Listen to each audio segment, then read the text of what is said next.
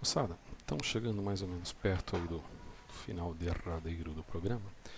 Essa última etapa a gente conversa sobre radioatividade.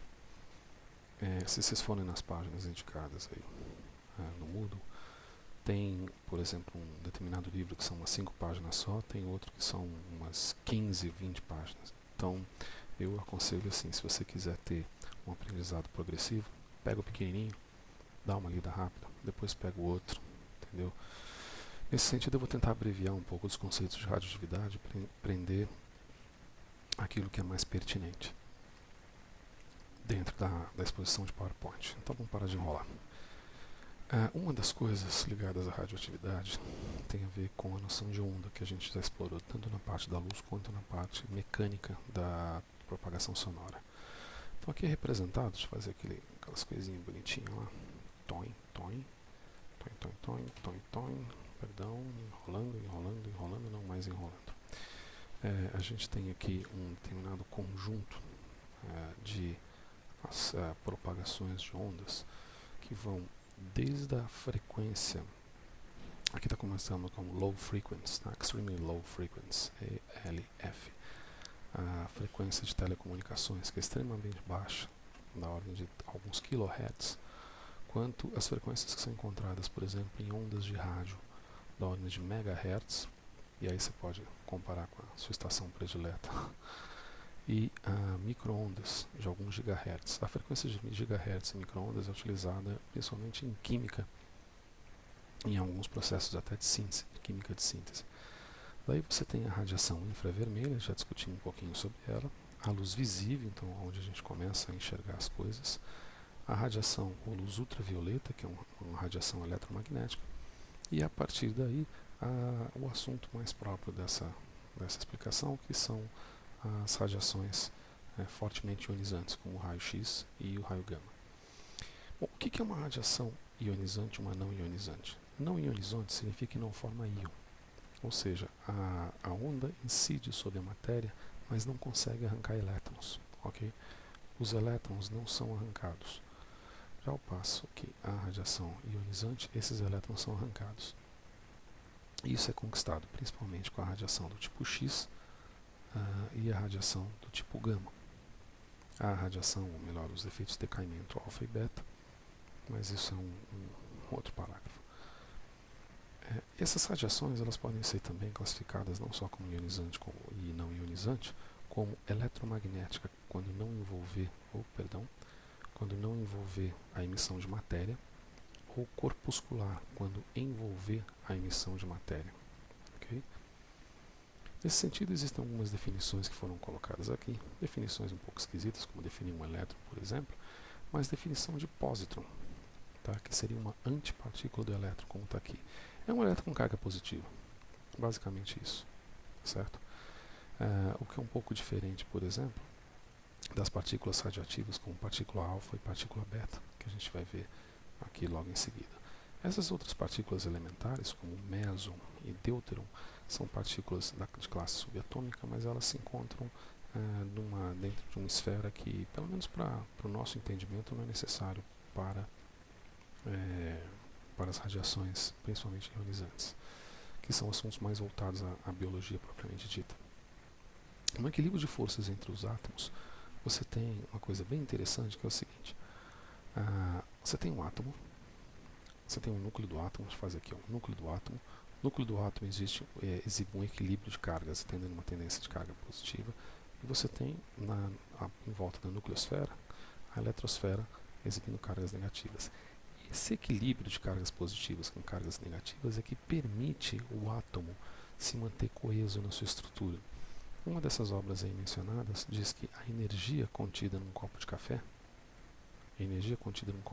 se fosse convertida em energia radioativa, ela se transformaria numa verdadeira bomba atômica, em termos proporcionais, guardadas as devidas proporções.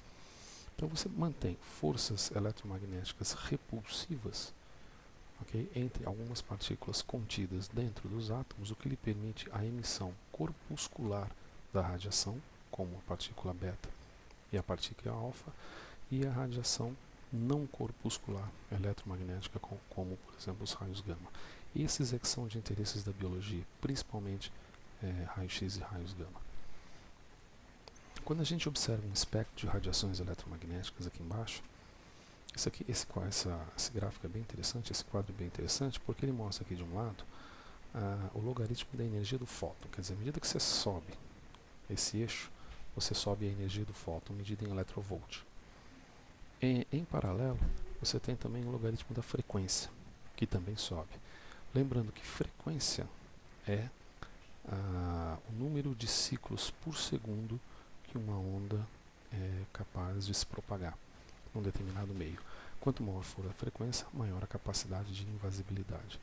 Então você vê que rádio AM, amplitude modulada, ela é a mais baixa de todas e a frequência modulada é um pouco mais alta. Isso correlaciona, por incrível que pareça, com a qualidade auditiva que a gente percebe em radiofrequência. Televisão um pouco mais elevada, micro-ondas um pouco mais elevada, aí sobe. Infravermelho, espectro da luz visível, ultravioleta, já deixando o espectro óptico, e aí entra no assunto da aula propriamente, que são os espectros ionizantes. Você tem raio-x e tem o raios gama. O raios gama como sendo o mais potente dominado pelo homem, por assim dizer, para efeitos de altíssima frequência e permite efeitos de penetrabilidade imensa, inclusive nos ossos, o que faz com que pequenas doses de raios gama sejam capazes de levar a estado comatoso e óbito. Basicamente o que a gente tem aqui são desestabilizações nucleares e que promovem excessos de energia. Esses excessos de energias acabam se convertendo em radiações corpusculares ou em radiações eletromagnéticas. Isso depende de uma série de coisas, da desintegração atômica, vocês deem uma olhada nos textos ali, porque isso depende do tipo do átomo, do tempo de exposição, da intensidade, uma série de detalhes. Detalhes esses que envolvem, por exemplo, as interações eletrônicas. Quando os elétrons são injetados, por exemplo, de uma determinada camada, como a camada K, que está representado aqui, deixando essa camada K vazia, o que faz com que elétrons que estejam numa camada mais próxima ou em menos energética venham a ocupar essa camada K. Dessa forma, cria-se um espaço, uma lacuna na camada orbital seguinte, o que faz com que a outra camada, e assim por diante. Esse tipo de efeito de ocupação e desocupação dessas camadas geram alguns efeitos ligados à radioatividade. Bom, aqui é só uma representação atômica, né, para mostrar de que é composto o núcleo, e obviamente existem partículas subatômicas aqui violentíssimas que vão, por exemplo, levar às estruturas dos chamados quarks, muons, bósons e outras cositas más, núcleo propriamente e eletrosfera contendo o elétron. Tá? Muito bem. Decaimento alfa se dá quando uma partícula alfa formada, envolve uma partícula alfa. Esse decaimento alfa ele decorre quando eu tenho uma desintegração atômica que faz uma coisa muito interessante. Eu tenho um determinado átomo que se transforma num outro átomo. A isso dá-se o nome de transmutação. Transmutação atômica. Então, partículas corpusculares de alta energia são capazes de gerar transmutação atômica. No caso aqui, aliás eu joguei o hélio para cá, né, mas eu devia ter jogado para cá na realidade. Né? Isso decorre também, por exemplo, com decaimento beta, um outro tipo de partícula, mas aí eu vou ter uma desintegração um pouco diferenciada, na qual eu posso ter, por exemplo, a formação de um elétron e de um antineutrino, ou então a formação de um neutrino e um pósitron no processo de decaimento. Obviamente que eu vou sair cobrando em prova esses detalhes, é mais para você ter essa ideia da diferença que existe entre a radiação eletromagnética e a radiação corpuscular. Mas o efeito final que você tem, rubídio estrôncio, o efeito final que você tem no decaimento beta por ação de uma partícula beta, também envolve transmutação atômica. Tá, ok?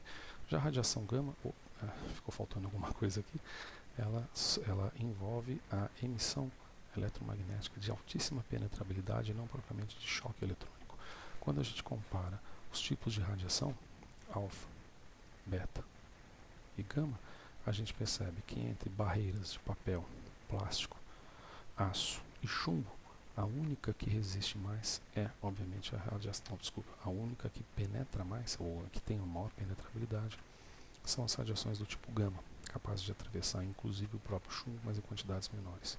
Isso justifica o fato de que, em vários aspectos, radiações ionizantes, ou a barreira de radiações ionizantes, como raio-x e gama, são tidos em laboratórios para análise ou para chapas, para obtenção de chapas, o uso de chumbo como protetor. Unidades em radiobiologia são as mais variadas possível. O Becquerel é muito comum e ele representa desintegrações por segundo. Por outro lado, em homenagem a um casal Curie francês, você tem uma relação de Curie com Becquerels. Existem outras unidades, uma muito utilizada é o Röntgen, que envolve na realidade a carga em coulomb por unidade de massa, quer dizer, existem várias, dose absorvida, Rages e outras tantas, NSV, etc. Um outro ponto interessante é o decaimento radioativo. O decaimento radioativo segue uma equação, que se você observar essa equação, se você já teve aula de microbiologia, você vai ver que esse tipo de equação é muito parecido com equação de crescimento populacional, só que em vez de você ter um sinal de menos aqui, você tem um sinal de mais, justamente aqui, tá? Você vai ver que é muito parecido, porque na realidade o que você tem no crescimento bacteriano é uma evolução, um crescimento bacteriano microbiológico, é uma evolução exponencial, em um determinado momento, alguma coisa, desculpa aí, ficou feio pra caramba esse aqui, é onde você tem, por exemplo, aqui um eixo Y, aqui você tem um número de células, aqui você tem o tempo, e aí você tem alguma coisa assim, dadas as condições mantenedoras do meio de cultura, de troca ou do crescimento. O decaimento radioativo é uma imagem especular, vamos dizer, disso na física, na qual você tem uma perda do número de átomos radioativos, portanto não um ganho, como seria no crescimento populacional, né, mas uma perda no intervalo do tempo regido por uma determinada constante, uma constante de desintegração radioativa. Isso me dá, ao longo do tempo, os chamados números de meia-vida, ao longo do tempo, uma queda no percentual dos átomos de determinada natureza numa amostra. Quando a gente compara a meia-vida de alguns radioisótopos, a gente percebe que o carbono 14 é um dos que tem o tempo de meia-vida maiorzinho, o que significa que uma substância, ele tem um tempo de meia-vida, ele tem um tempo de meia-vida maiorzinho, só que também tem um detalhe, não sei se esse detalhe está claro aqui, ó.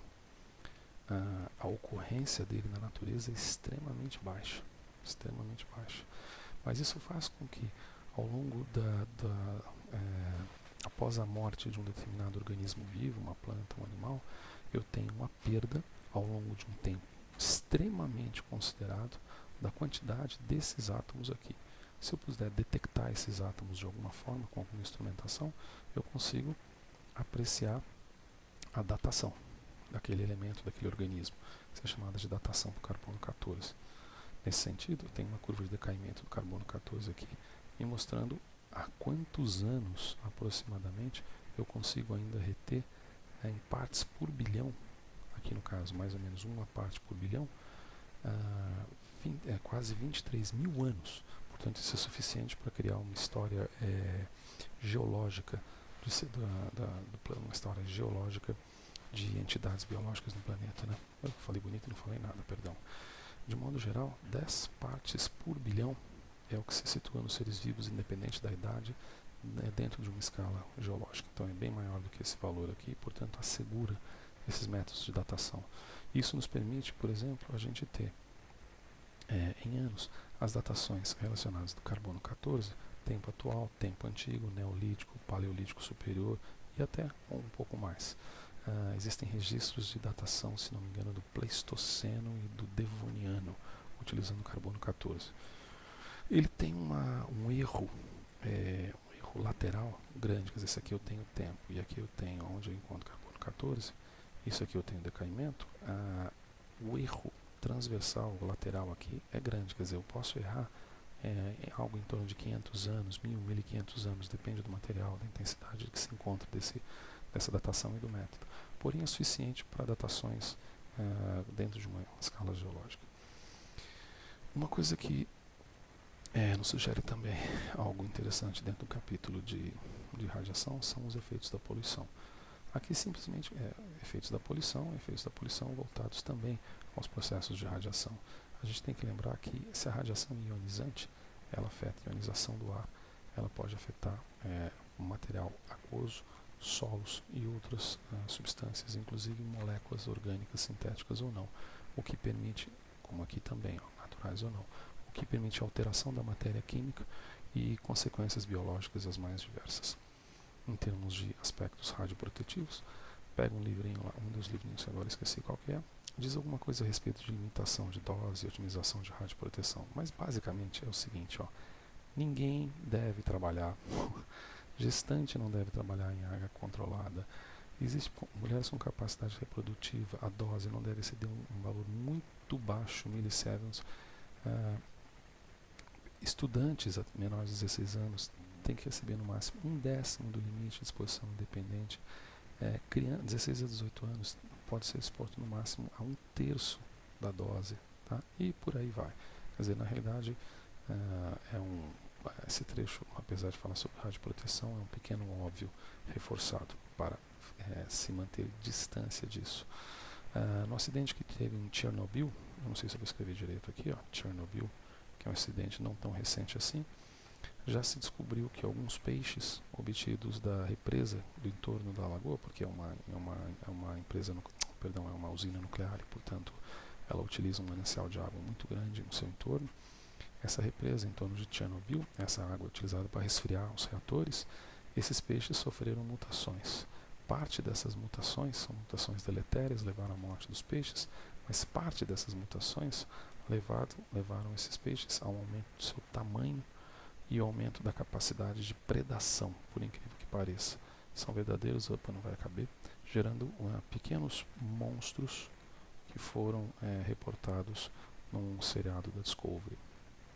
Curioso, mas bonitinho, tá ok? Então são aspectos bem rápidos que eu queria postular acerca de radiação.